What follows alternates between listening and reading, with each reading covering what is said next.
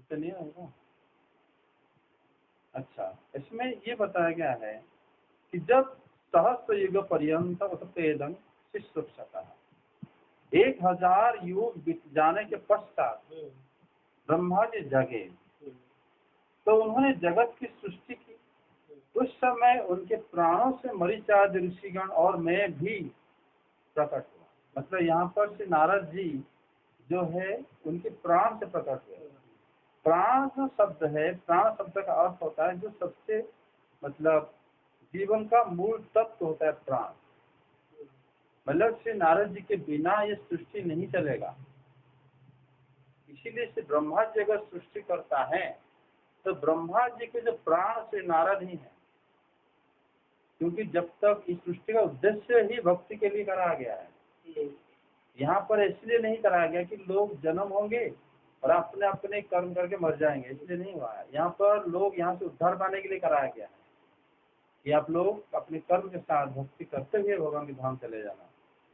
इसलिए श्री नारद जी के यहाँ पर मतलब श्री ब्रह्मा जी जैसे प्राण भ्यो अहं जगीरे, जगीरे मतलब सृष्टि हुआ, मैं भी प्राणों उनके प्राणों से सृष्टि हुआ ब्रह्मा जी का। मतलब ब्रह्मा जी अगर सृष्टि करता है तो श्री नारद जी जो उनके प्राण से, तो वैसे ही मरीचादि ऋषिगण भी प्रकट हुए। सिद्धो साहब बताते हैं कि मरीचादि जो ऋषिगण है ये ब्रह्मा जी के इंद्रियों से ही प्रकट हुए हैं।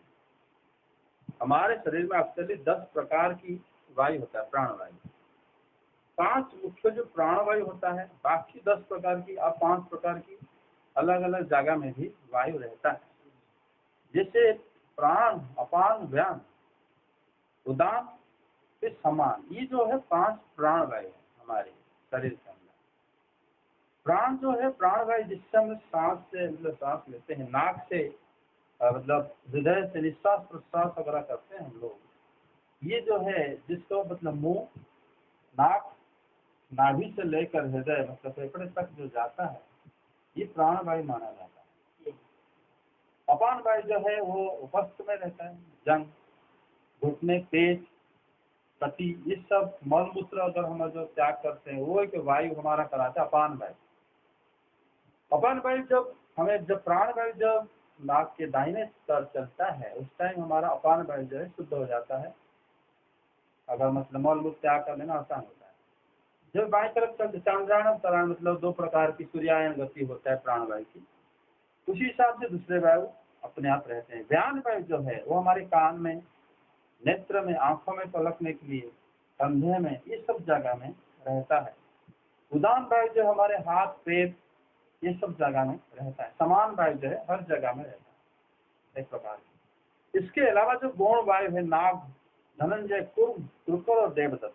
नाग वायु जो है जब हम उल्टी वगैरह करते हैं कि वायु हमें उल्टी कराने में हेल्प करता है तो नाग वायु कहते हैं। धनंजय जो है हमारा शरीर की शोभा बढ़ाती है वो वायु।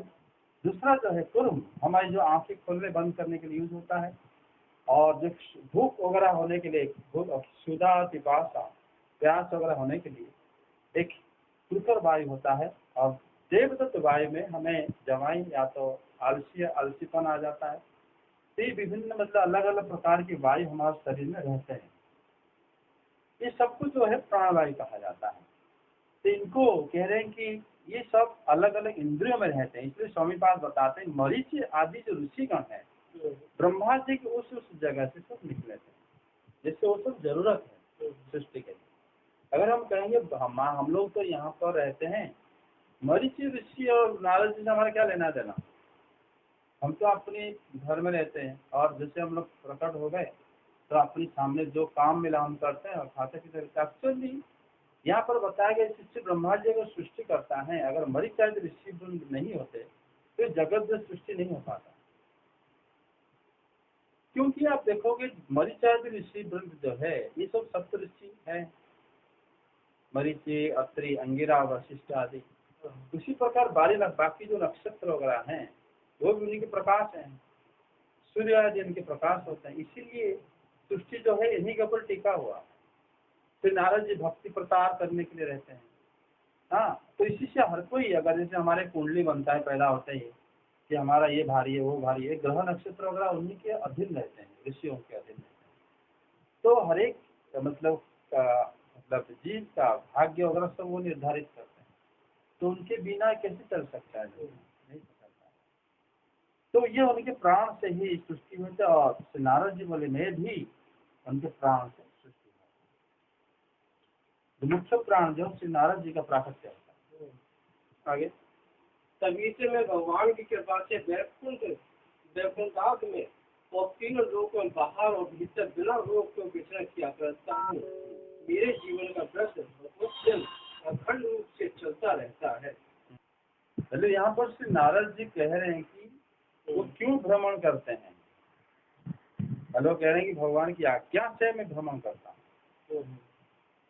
मतलब यहाँ पर देवेन दत्ताम कि देव जब भगवान की इच्छा से ही, आज्ञा से ही मैं भ्रमण करता हूँ। कैसे न मैं स्वब्रह्म को ही भगवान ने मुझे दिए हैं। श्री नारद जी पहले जो है जो गांधर्व विद्या, जो हमारा गायन विद्या शुरू करे, जैसे जो हमारा ऋषभ, निषाद, गांधार, षडज, मध्यम, धैवत, पंचम, ये जो 7 स्वर है, सारे गामा पाधानी, ये सुर जो है हमारा नारद जी बीणा में बजाते हैं। बजा के वो क्या करते हैं न भगवान की जो लीला को गान करते हुए हर जगह भ्रमण करते हैं।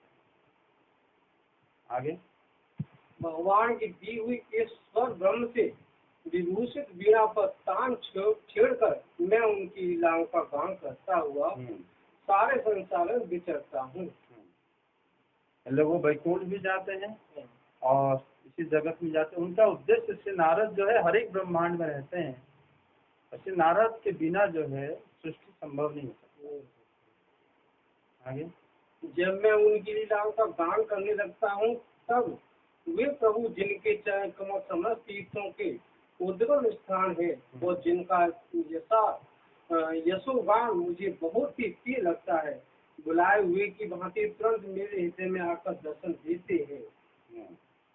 मतलब श्री भगवान जैसे मैं उनका गान करता हूँ तुरंत मुझे दर्शन देते हैं। इसका अर्थ ये है जो अगर श्री भगवान दर्शन देते हैं तो ये गान करना कभी नहीं छोड़ते। लेकिन फिर भी श्री नारद जी दया परवश कभी कभी किसी को आके दर्शन देकर उनको उद्धार की मार्ग बताते हैं और श्री भगवान की भक्ति का प्रचार करते हैं। आगे जिन लोगों का चित्त निरंतर विषय भोगों की कामना से आतुर हो रहा है उनके लिए भगवान की लीलाओं का कीर्तन संसार सागर से पार जाने का जहाज है। यह मेरा अपना अनुभव है। हाँ, ये श्री नारद जी कहते हैं अगर जैसे मेरा अपना अनुभव ये है कि अगर विषय भोग की इच्छा है बहुत ज्यादा और मन चंचल रहता है उसके लिए, तो उनके लिए श्री भगवान के लीला गान की जहाज स्वरूप है। श्री हरि के गान लीला गान को अगर गान करता रहता है तो उसका जो विषय भोग की इच्छा है धीरे धीरे समाप्त हो जाता है। इसके अलावा और कोई रास्ता नहीं है जिससे विषय भोग की इच्छा समाप्त हो जाए। विषय भोग ऐसा है जिसमें जैसे अग्नि को मतलब घी डाल के बुझाने के बराबर होता है और आग जल रहा है उसको कैसे बुझा सकते हो पेट्रोल में। ये उसी तरह विषय भोग करके इससे भगवान की लीला का द्वारा ही वो बुझ सकता है, अदरवाइज नहीं। क्योंकि अपने अनुभव बता रहे हैं भगवान नारद जी। काम और लोभ की चोट से बार बार घायल हुआ हृदय सिक्कों की सेवा से जैसी प्रत्यक्ष शांति का अनुभव करता है यम नियम आदि योग मार्गों से वैसी शांति नहीं मिल सकती। हाँ, यमादि भी योगोपथ ही, ये जो यम नियम आदि जो रास्ता है इस विधि से उसी प्रकार जो है आत्मा शांत नहीं होता। कैसे होता है? आत्मा मुकुंद सेवया साम्यति तथा यमादि, श्री भगवान की सेवा से शांत हो जाता है। जिस प्रकार उस प्रकार शांति और दूसरे में नहीं होता। इसीलिए मेरा अनुभव यही है कि श्री भगवान की गुणगान का वर्णन करने पर हमेशा ही मेरा मन और आत्मा प्रसन्नता लाभ होता है। वही आप भी करो और आपसे सारे लोग भी करेंगे। व्यास जी आप निष्पाप हैं। आपने मुझसे जो कुछ पूछा था वह सब अपने जन्म और साधना का रहस्य तथा आपकी आत्मतुष्टि का उपाय मैंने बतला दिया। मतलब आपकी जो आत्मतुष्टि का उपाय है, आपका जो आत्मा जो है खिन्न था, आप मतलब काफी विषाद थे, दुखी थे, उसका जो उपाय है उसी से मैंने सारा चीज रहस्य बता दिया। रहस्य क्या मतलब भक्ति होता है। अरे क्योंकि जब रहस्य जो है मैंने बताया तो मैं उसी से मेरा जो जन्म था, कर्म था, वो भी मैंने तुम्हें बता दिया। उसका भी जो अंदर रहस्य, क्योंकि उसी से आपका जो मन का जो अशांत है वो शांत हो जाए, क्योंकि उसी से श्री भगवान की भक्ति जुड़ा हुआ है। आगे श्री सूत जी कहते हैं, सौनक आदि ऋषियों, देव ऋषि नारद ने व्यास जी से इस प्रकार कहकर जाने की अनुमति ली और बीड़ा बजाते हुए स्वच्छंद विचरण करने के लिए वे चल पड़े। हाँ, सत्संग मतलब इस सत्संग शब्द बड़ा महत्वपूर्ण है। यहाँ पर यादृच्छिको मुनि ही कहा गया है, मतलब सारे बात जब कहती है उन्होंने, उसके बाद जब उन्होंने विदा लिए, उनका अपना कोई संपर्क या प्रयोजन नहीं है नारद जी का। उसको सत्संग कहते हैं। जैसे आप थोड़ी देर बैठने के बाद तो मेरा काम याद है, मुझे जाना है, श्री नारद जी का और कोई काम नहीं है, कितना भी समय उसमें दे सकते। तभी वो कहते हैं कि यादृच्छिको मुनि, मतलब उनका कोई भी संकल्प या तथा प्रयोजन है ही नहीं, फिर भी उन्होंने इसे बताने के बाद चलेंगे। आहा, ये देव ऋषि नारद धन्य है, क्योंकि ये सारंगपाण भगवान की कीर्ति को अपनी वीणा पर गा गा कर स्वयं तो आनंद मग्न होते ही हैं, साथ साथ इस हिताप्त जगत को भी आनंदित करते रहते हैं। यहाँ पर देखो, पहले स्वयं आनंदित भी होते हैं, और ये धन्य है देवर्षि नारद, क्योंकि श्री भगवान मतलब गायन माद्य निंदन तंद्रा रमयोत्यातुरंग जगत, पहले खुद आनंद प्राप्त होते हैं, उसके बाद सारे जगत को भी आनंदित करते हैं श्री नारद। ये उनकी बड़ी अद्भुत मतलब धन्य है वो श्री नारद जी के जो अवतार भगवान जो करते हैं बड़ी धन्य है, कि उसके अलावा और कोई भगवान जो बाकी अवतार में ऐसे अपनी लीला को घूम घूम के गान नहीं करते। अनंत भगवान गान करते हैं सबको, श्री नारायण को सुनाने के लिए सनकादि ऋषि जाके सब श्रवण करते हैं, लेकिन हर जगह भ्रमण करके गान नहीं करते। श्री नारद जी हर जगह गान करते हैं। आगे सप्तम अध्याय। निर्गते नारदे सुत भगवान वादरायणः च्युत वांस्तद विप्रेतं ततः किम करो दिभुः। श्री सौनक जी ने पूछा, सूत जी, सर्वज्ञ एवं सर्वशक्तिमान व्यास भगवान ने नारद जी का अर्थात सुन लिया, फिर उनके चले जाने को उन्होंने क्या किया? मतलब जब कोई बताता है उसके बाद वो क्या करते हैं, ये बड़ा महत्वपूर्ण है। ऐसा नहीं कि जैसे मतलब जैसे लोग भागवत सप्ताह सुनने जाते हैं, दूसरे दिन दोनों भागवत जो कथाकार और जो प्रवचनकार और जो सुनने वाला सब मार्केट में सब्जी खरीदने मिलते हैं। मतलब वो लोग, अरे कल तो हो गया ना बात, अभी फिर क्या करना, अरे हमारे बेटी की शादी करना, वो सब बातें करके भूल जाते हैं। इसलिए इनका प्रश्न बड़ा महत्वपूर्ण होता है कि जब वो सब बता के चलेंगे उसके बाद वो क्या करें। ऐसा तो नहीं कि बता के चले गए फिर वो अरे गए हम तो अपना काम में व्यस्त हैं, ऐसा वो नहीं करें। उसके बाद इनका अंदर कुछ बदलाव आया होगा, वो जानने के लिए वो कोशिश करें। श्री सूत जी ने कहा, ब्रह्म नदी सरस्वती के पश्चिम तट पर सम्यासास नाम का एक आश्रम है, वहाँ ऋषियों के यज्ञ चलते ही रहते हैं। मतलब ये जो श्लोक में बताया गया है, इससे वेद पे ऐसे जहाँ रहते हैं वो रहने का जगह भी ऐसा है, वहाँ पर और सारे ऋषियाँ भी रहते हैं उस जगह में, और हमेशा वहाँ पर सत्र निरंतर, सत्र का मतलब समागम, ऋषिणां सत्र वर्धनः ब्रह्मनद्यां सरस्वत्यात् श्यामप्रास पश्चिम तटे श्यामप्रास इति प्रोक्त ऋषिणां सत्र वर्धनः। सरस्वत्यामाश्रम पश्चिम तटे श्याम प्रास इति प्रोक्त ऋषिणाम सत्र। मतलब वो ऐसे एक जगह है जहाँ ऋषियों की सत्र, सत्र का मतलब समागम, जहाँ ऋषियों के समागम होता है वहाँ क्या होता है, वहाँ मेला नहीं लगता। वहाँ पर क्या होता है ना, वो लोग श्री भगवान की कथा करते हैं, एक दूसरे कोई पूछता है तो दूसरे सब बैठ के सुनते हैं। ऋषियों की सत्र होता है ना। अगर मान लो कहीं पर बाहर बहुत सारे लोग इकट्ठा हुए तो वहाँ पर जरूर कुछ और काम होता है, जिससे जिससे लोग इकट्ठा होते हैं उसी प्रकार काम मिलता है वहाँ पे। अगर मान लो सारे मतलब कर्मी लोग जाए इकट्ठा होंगे तो वहाँ उस जगह में चाहिए झूला चाहिए और चाट चाहिए, वहाँ पर मतलब टॉयलेट चाहिए, वहाँ पर फिर मतलब ये गोलगप्पे चाहिए, तभी लोग एंटरटेन हो पाएंगे। लेकिन अगर ऋषियों जहाँ इकट्ठा होते हैं वहाँ पर शांत वातावरण होना चाहिए, और श्री भगवान की कथा में लोग दिन बिता देते दिन रात। उसी प्रकार जगह में श्री वेद व्यास जी का आश्रम है।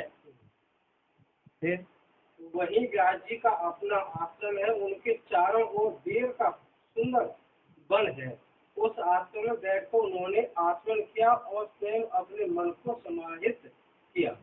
मतलब यहाँ पर बेर का वन से अलंकृत सभी आश्रम था जहाँ पर रहते थे। वास्तव में हमारा जो श्यामप्रास जो आश्रम है वहाँ के पास एक्चुअली बद्री आश्रम भी है। बद्री शब्द जो है बेर से ही आया है, जहाँ पर भगवान नारायण और जो तपस्या कर रहे थे वहाँ पर लक्ष्मी जी उनकी शक्ति जो है बेर के पेड़ के रूप में उनको छाया करती थी। वो आज भी वहीं पर बद्रीनाथ में है, जहाँ पर लक्ष्मी जी की मंदिर जो है बाहर है, भगवान मंदिर, जहाँ पर उद्धव जी और नर नारायण विराजमान है। तो वहाँ पर कहते हैं कि यही जो है बेर के रूप में भगवान को वहीं पर छाया करती थी। तो वो जो है बद्री जो यहाँ पर वेद व्यास जी जहाँ पर रहते हैं वहाँ भी बेर की वन से अलंकृत था। वो बेर की वन के अलंकृत से और मतलब अर्थ भी ये है कि वहाँ पर उनको ऋषियों को मतलब वहाँ पर जहाँ रहते थे उसी बेर की पेड़ और बेर की ऐसे वो अपना खाना पीना कर लेते थे। ठीक। और दूसरी बात ये भी है वेद व्यास जी वहाँ पर क्या करें ना, अपने मन को समाहित करें, क्योंकि उन्होंने बताए थे कि आप समाधि के माध्यम से श्री भगवान को ध्यान करना। श्री अपने गुरु बताए थे और मंत्र भी दिए थे, श्री वासुदेव, श्री संकर्षण, श्री अनिरुद्ध, श्री प्रद्युम्न, इनको ध्यान करने की विधि बताए थे, किस प्रकार ध्यान किया जाता है। तभी तुम पूरा जान सकते हो श्री भगवान और उनके अंदर उनकी माया शक्ति कैसे कैसे सृष्टि हुआ है जी, सब जान सकते हैं। तभी उन्होंने वेद व्यास जी क्या करा, अपने मन को समाहित किया। उन्होंने भक्ति योग के द्वारा अपने मन को पूर्णतया एकाग्र और निर्मल करके आत्म परमात्मा और उनके आश्रय से रहने वाली माया को देखा। उन्होंने भक्ति योगे न मनसी सम्यक प्राण हित अमल, मतलब प्राणियों के हित के लिए भक्ति योग द्वारा उन्होंने क्या करे, ध्यान लगा। अपश्यात पुरुषं पूर्वं मायं च तदुप्राश्रयं, उन्होंने देखा, क्या देखा, परम पुरुष परमात्मा भगवान को और उनके अधीन रहने वाले माया को देखा। पहला श्लोक में बताएगा। आगे इसी माया से मोहित होकर यह जीव तीनों गुणों से अतीत होने पर भी अपने को त्रिगुणात्मक मान लेता है और इस मानता के कारण होने वाले अनर्थों को भोगता है। मतलब इसमें जब जीव जो है, उन्होंने जीव को भी देखा, इसका जब जीव को देखा, देखे कि जीव तीन गुणों से रहित है, फिर भी क्या कहता है, अपने आप को त्रिगुणात्मक मान लेता है और इसीलिए वो अनर्थ को भोगता है। ये भी वेद व्यास जी ने देखा। फिर इन अनर्थों की शांति साक्षात साधन है। केवल भगवान की भक्ति योग परम संसार के लोग इन बातों को नहीं मानते। यही समझ कर उन्होंने इस परमहंसों की संहिता श्रीमद् भागवत की रचना की। देखो यहाँ पर कह रहे हैं कि अज्ञानी संसार के अनर्थ को शांत करने वाला श्री भगवान की भक्ति ही है। इसी को उन्होंने वेद व्यास जी समझ कर रचना। इसका मतलब वेद व्यास जी क्या क्या देखे थे। पहले वेद व्यास जी पहला श्लोक में बताया गया, उन्होंने श्री भगवान को देखे और उनकी अधीन में रहने वाली माया को देखे। मतलब वहां पर उन्होंने श्री भगवान के साथ उनकी जो बहिरंग शक्ति को देखे जो उनके अधीन में रहती है। दूसरा, क्योंकि यहाँ पर जो श्लोक में बताया गया है कि पूर्वं माया तदुपाश्रयम्, उनकी आश्रय में रहने वाली माया को, श्री भगवान के आश्रय में जो रहती है वो माया को उन्होंने देखा। भगवान की हमें इनको कह नहीं सकते कि उन्होंने मतलब श्री कृष्ण के साथ राधारानी को देखे, अगर श्री कृष्ण के साथ माया को उन्होंने देखे थे जो उनके अधीन रहती है। कभी भगवान से वो मतलब पार होके नहीं जा पाती, पीछे रहती है, क्योंकि वो जगत को जो है माया मोहित करती है। उसके बाद वो कह रहे हैं कि जीव को उन्होंने, जीव के बारे में कह रहे हैं कि वो माया से मोहित होकर जीव जो है अपने आप को मान लेता है कि मैं तो अधीन हूँ और कर्म को भोगता है, ठीक है, और अनर्थ को भोगता है। उसके बाद कह रहे हैं कि जीव लेकिन भक्ति से ही संसार से उद्धार पा सकता है। इसका मतलब इससे पता चलता है कि भगवान ने जो वेद व्यास जी भगवान को देखे, माया को देखे और जीव को देखे, फिर भक्ति को भी देखे। लेकिन इसमें अगर विचार किया जाए दो चीज और भी उन्होंने देखे हैं। पहले तो वेद व्यास जी जो देखे कि जो जीव अपने आप को त्रिगुणात्मक को मानकर अनर्थ को भोगता है, इसका मतलब जीव का जो कर्म है उसको भी देखे। जीव क्या करने से अपने आप माया में पड़ जाता है। हम लोग जो कर्म करते हैं उसी कर्म की वजह से तो माया में पड़े। उस चीज को वेद व्यास ने देखे थे ध्यान में, कि भगवान को देखे और माया को भी देखे, और देखे कि जीव वो कर्म करता है जिससे माया के चंगुल में पड़ जाता है। लेकिन कहते हैं कि जीव माया त्रिगुणात्मक अपने को मानता है, जबकि वो त्रिगुण से रहित है। जीव मतलब आप जो है या हम जो है, हम सोचते हैं कि हम माया में है और माया हमें ग्रास कर ले। वास्तव में माया हमें ग्रास नहीं कर सकता, हम अपने आप को मान लेते हैं कि वो ग्रास कर रहे हैं। उसी प्रकार है जैसे आप खुद एक पेड़ को पकड़ के रखा है, आप कह रहे हो कि वो मुझे नहीं छोड़ रहा, वास्तव में आप छोड़ना नहीं चाहते, वो आपको नहीं पकड़ा, आप खुद पकड़े होंगे। आप जब चाहो मुक्त हो सकते हो माया से, समझे। तो वेद व्यास जी ने देखा कि माया में जीव को देखा, भगवान को देखे और माया को देखे। फिर ये भी देखे कि जीव किस प्रकार इसमें माया में पड़ रहा है, मतलब कर्म को देखे। फिर ये भी देखे कि जीव किस प्रकार माया से मुक्त हो रहा है, भक्ति को भी देखे, अविधेय तत्व को, चार चीज को देखे। इसके अलावा जीव गोस्वामी पाद बताते हैं कि यहाँ पर पहले अपश्यत कहा गया है। अपश्यत का मतलब होता है पास्ट टेंस, जो अतीत में हो चुका है ना। उन्होंने देखा मतलब देखा था, समझेंगे। जैसे मैं जब आया तब देखा कि ये हुआ, मतलब जब मैं आया था तब मैंने देखा। यहाँ पर जो अपश्यत शब्द है ये सिंपल पास्ट है। वो करेगा ना, अगर उन्होंने देखा, कहा है कि मैंने देखा है श्री भगवान को, देखा था, इसका मतलब उसी समय काल को भी उन्होंने देखा है, समय को। अगर समय को नहीं देखा तो उसमें था शब्द क्यों लगाया? आपको कैसे पता चले था? आपने देखा था, इसका मतलब अब देख रहे हो। जब देखा था उस समय जो है, उस समय जो था अब वो समय है नहीं, मतलब काल को भी आपने देख लिया उस समय। अगर आपने कल देख लिया, आज भी देख लिया, इसका मतलब आपने काल को देख लिया। काल इसी तरह तो व्यतीत होता है। हमारा दिन तो चला गया ना, उसके बाद कल भी चला जाएगा, परसों चला जाएगा, इस प्रकार होकर 100 साल चला जाएगा। अगर आपने भूतकाल को देख लिया, इसका मतलब अपने काल को भी दर्शन करा। यहाँ इसी श्लोक में जो बताएगा, अपश्यत पुरुषम पूर्वं माया तदुपाश्रयम्। जिन गोस्वामी पाद कहते हैं कि जो अपश्यत शब्द लिखा गया है, वेद व्यास ने जो कहे कि मैंने देखा था भगवान को, देखा था, अब नहीं देखा है, देखा था भगवान के साथ माया को भी, जीव को देखा था। जो था कह रहे हैं, इसका अर्थ उन्होंने काल को भी देखे थे।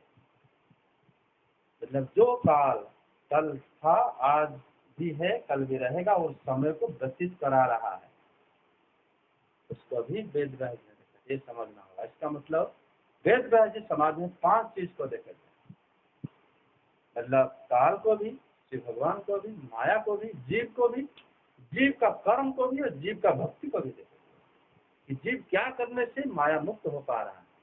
ये पांचों चीज को नजर में रखते हुए वेद व्यास जी श्रीमद् भागवतम की रचना करें, समझ में आया? और उसी में जो भक्ति तत्व है, अविधेय तत्व है, वो जिसको करने से हम क्या करने से संसार से उद्धार पा सकते हैं, तरीका क्या है, वो तरीका ही भक्ति का रास्ता है, उसको अविधेय तत्व कहते हैं। उसी को उन्होंने रचना करें भागवत। इसके श्रवण मात्र से पुरुषोत्तम भगवान श्री कृष्ण के प्रति परम प्रेममयी भक्ति हो जाती है, जिससे जीव के शोक मोह और भय नष्ट हो जाते हैं। मतलब यहाँ पर ये कहा जा रहा है कि जो जीव है, जिसके अधीन माया रहती है, वो ईश्वर होते हैं, और जो माया द्वारा वशीभूत हो जाता है वो जीव है। अब चलिए सुदर्शनपाद की जो गुरु है उन्होंने बताते हैं, विष्णुशनपाद, वो कहते हैं कि अक्सर जीव और ईश्वर में ही अंतर है। जिसके अधीन में माया रहती है, सदा निरस्तम कुहुकम सत्यम परम धीमहि, हमारा पहला श्लोक हम जो पाठ करते हैं, जिसके पास हमेशा माया निरस्त है वो ईश्वर है, भगवान कृष्ण। और जो माया के अधीन आ सकता है वो जीव। जीव कभी माया को नियंत्रण नहीं कर सकता, उनके अधीन आ सकता है, लेकिन माया से छुटकारा पा सकता है, माया को अधीन नहीं कर सकता। कृष्ण माया को अधीन कर ले, माया कभी भी उनके सामने कभी ऊपर नहीं आ सकता। और जिस परमात्मा माया को जिस प्रेम पूर्वक सेवन करता है तो भगवान को नमस्कार करना चाहिए। मतलब भगवान नरसिंह को, सुदर्शनपाद नरसिंह भगवान के भक्त है, तो इसलिए हम लोग नरसिंह का मतलब जो स्तुति पहले पाठ करते हैं। वो कहते हैं जिस परमात्मा की माया का जिस प्रेम पूर्वक सेवन करता है उसी नरसिंह भगवान को प्रणाम करते हैं। मतलब जो परमात्मा की माया को जिस बड़ी प्रेम से आदर्श सेवा कर रहा है, भगवान को भले नहीं मान रहा हो लेकिन माया को जरूर मानता है। ऐसा कोई जीव नहीं मिलेगा आपको दुनिया में श्री भगवान को माने या ना माने, लेकिन माया को जरूर मानता है। वो तो मानता ही है, ये मेरा है, वो मेरा, ये तो माया है। और इसीलिए कहते हैं जिनकी माया, उन्हीं की माया है, भगवान की माया है। जिनकी माया को जीव बड़ा प्रेम पर वो सेवा करता है, उन्हीं मायाधर श्री हरि को प्रणाम करते हैं। और इसमें ये कहा गया है कि इस वाला श्लोक जो में कहा गया है कि भगवान श्री कृष्ण में ऐसी भक्ति उत्पन्न हो जाती है कि शोक मोह भय जो है सब विनष्ट हो जाता है। और इस भगवत संहिता को जो श्रवण कर लेने पर निश्चित रूप से मनुष्य की भगवान श्री कृष्ण में भक्ति उत्पन्न हो जाता है। क्योंकि यस्यांग वै श्रियो मायंग कृष्ण परम पुरुष, अगर इसको कोई भी यस्यांग कोई भी अगर इसको सुन लेता है तो भगवान निश्चित रूप से, वो कह रहे हैं कि निश्चित रूप से मनुष्य की परम पुरुष भगवान में भक्ति उत्पन्न हो ही जाता है, जो कि शोक मोह और भय को विनष्ट कर देता है। आगे उन्होंने इस भागवत संहिता का निर्माण और पुनरावृत्ति करके इसे अपने निर्दत्त परायण श्री सुखदेव जी को पढ़ाया। यहाँ पर देखो, मतलब उन्होंने भागवतम जो है अपने पुत्र जो कि निर्वृत्ति मार्ग में रहते थे, महर्षि वेदव्यास जी पहले संहिता का रचना करे, निर्माण करके यहाँ पर जो कहा गया है एक्चुअली ये अनुक्रम्यतात्मजम, इसका अर्थ हमारे जो जीव गोस्वामी बताते हैं कि भागवतम पहले रचना हो चुका था। 18 पुराण जब वेदव्यास जी रचना करे थे, भागवत रचना हो चुका था, लेकिन उसको अनुक्रम में करे थे दोबारा, फिर अपने पुत्र को पढ़ाए, क्योंकि वही भागवतम जो है पहले 18 पुराण जो रचना हुआ था और उसी समय भागवतम रचना हो गया था। तभी तो जब पढ़े थे हम लोग, शुद्ध गोस्वामी कहते कि वेद व्यास जी जो है जब 4 वेद को विभाग करने के बाद पुराण को रचना करके मेरी पापा को दे दिए थे, उनकी पिता जो है भागवतम समझ नहीं पाए थे, तभी उनको जो है भगवान जो है उनको विनाश कर दिए थे। तब उनके पुत्र जो है सूत गोस्वामी भागवतम अपने आप नहीं बोल पाए थे, वो सुखदेव गोस्वामी से श्रवण करते, तभी इस श्लोक में कहा गया कि सौ संहितांग भगवते कृत्वा अनुक्रम्यतात्मजम, उसको अनुक्रम करके अपनी आत्मज अपनी पुत्र को उन्होंने पढ़ाया वेद में। देखिए कि यही एकमात्र योग्य है जो श्री नारद जी ने जिस प्रकार उनको समझाए थे, जिस प्रकार 5 चीज को वेद व्यास ने दर्शन करे, उसी को उन्होंने अनुक्रम कर दिया भागवतम। बोले अच्छा इसका मतलब ये वहीं पर पहले था लेकिन वो समझ नहीं पा रहे थे, उसी को अनुक्रम करके सुख मध्यापयामास निवृत्ति निरतम मुनि, जो कि हमेशा निवृत्ति मार्ग में रहने वाले हैं, जिनका कोई लेना देना नहीं, कुछ चीज की जरूरत नहीं। अरे बेटा पढ़ाई करोगे साइंस या कॉमर्स या इकोनॉमिक्स में, क्या जरूरत है उसको, कोई जरूरत नहीं। क्या तुम मैथमेटिक्स पर नहीं, हमें क्या जरूरत है उसको। सुखदेव को शायद कुछ चीज की जरूरत नहीं हो, निर्मित पढ़ाए, लेकिन कृष्ण लीला जरूरत है, हाँ अवश्य जरूरत है, क्योंकि कृष्ण लीला में वो निवृत्ति होकर भी उनको आनंदित करता था, इसके बिना उनको और कुछ अच्छा नहीं लगता था। तभी उन्होंने कृष्ण लीला आके उनकी पापा से वो भी अनुक्रम्य के साथ पाठ करे थे। इसलिए भागवतम एक सीढ़ी बाई सीढ़ी है, 18,000 श्लोक है। श्री कृष्ण की लीला सीधा सीधा हम शुरू करेंगे तो अक्सर समझ में नहीं आएगा भगवान श्री कृष्ण लीला है क्या, जबकि श्री कृष्ण का लीला कैसे शुरू हुआ वो भागवतम पहले बताया जाता है। इसीलिए कहा गया है कि कृष्ण अनुक्रम्य तात्मजम, अनुक्रम में करके उन्होंने अपने पुत्र को सिखाया। फिर वही पुत्र जो है, इतने पुत्र मतलब अपने मतलब जो पुत्र सुखदेव गोस्वामी इतने अच्छे हैं, वो ही श्रीमद् भागवतम को प्रकट कराए थे और उनके पिता उनके पुत्र को सिखाए थे, लेकिन खुद गए थे सुनने के लिए जब पुत्र ने बोले थे, और सुन के भी तन्मय हो गए थे, उनको पता भी नहीं चला। श्री नारद जी भी आए थे सुनने के लिए जो श्री वेदव्यास जी को सिखाए थे, और दोनों श्रवण करके आनंद विभोर हो गए थे कि भागवतम भी ऐसे होता है। तब वो जान पाए कि वास्तव में भागवतम जो भगवान स्वयं प्रकाश करें सुखदेव के मुंह से, पहले भागवत होते हुए भी हम नहीं समझ पा रहे थे। सुखदेव इसलिए कहते हैं सुख मुखाद अमृत द्रव संयुतम पीबत भागवतम रसमालय मुहुर्हो रसिका भावता, कि जो भागवतम सुखदेव के मुंह से निर्गत हुआ है उसी को हे रसिक जन, उसी को पान करो, इसलिए कहा। आइए रहने दो। हरे श्री कृष्ण गोविंद हरे मुरारी, हरे नारायण नारायण वासुदेव, कृष्ण गोविंद हरे मुरारी, हरे नारायण हरे मुरारी वासुदेव, गोविंद